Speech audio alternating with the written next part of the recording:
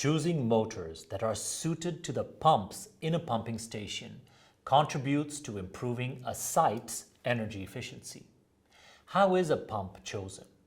In the first instance, we will detail the process to calculate a pump's hydraulic power.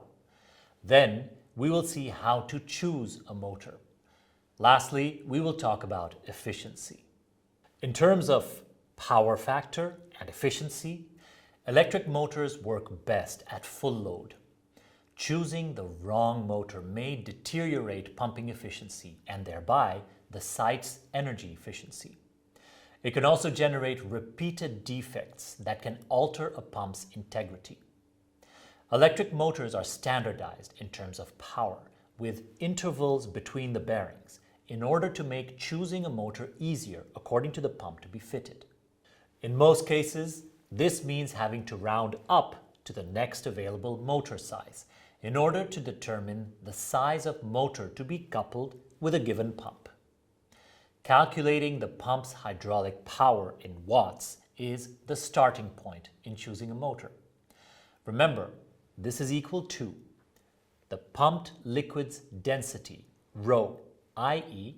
1,000 kilograms per cubic meter of fresh water, times gravity, g, which is a constant equal to 9.81 meters per square second, times the total dynamic head, TDH, in meters of water column, times the flow rate, Q, expressed in cubic meters per second. The power required by the pump can be determined by dividing the pump's hydraulic power by its efficiency, information that is provided by the manufacturer. This is also called the shaft's mechanical power or useful power. Let us now take a look at the motor.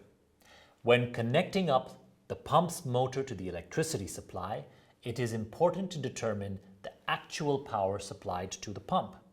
Indeed, the electricity supply provides input power at the motor's terminals. Inside the stator and rotor, heat-type energy losses called joule losses and magnetic-type energy losses called iron losses occur. Similarly, mechanical-type losses occur in the shaft connecting the motor to the pump, mainly due to friction. The actual power transmitted by the motor to the pump after deducting these successive energy losses is called useful power, as previously cited. By dividing this useful power by the theoretical efficiency of a standard motor, often set at 85%, the power required entering the motor, i.e. the active power or input power at the motor's terminals, can be determined. It is important to emphasize that this process must be carried out for the entire flow rate TDH range covered by the pump during commissioning, alone or in parallel with other units. In addition, in order to guarantee a safety margin in terms of operating range, most motors are designed with a service factor of 1.15, constituting this additional safety margin. If we take an example, this means that a motor designed for 100 kilowatts is in fact capable of continuously operating up to 115 kilowatts.